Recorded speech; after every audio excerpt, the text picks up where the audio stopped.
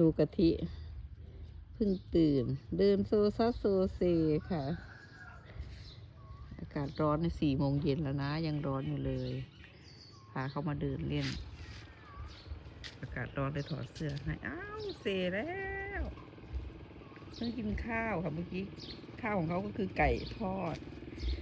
ถาดใหญ่เลยนะวันนี้นะกินนิดเดียวเองค่ะกินน้อย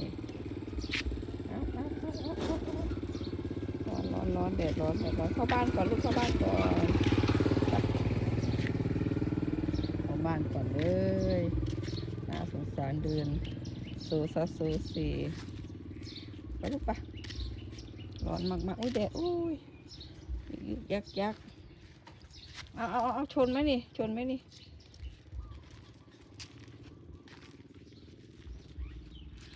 เข้าบ้านนะลูกเข้าบ้านส่งที่เข้าบ้าน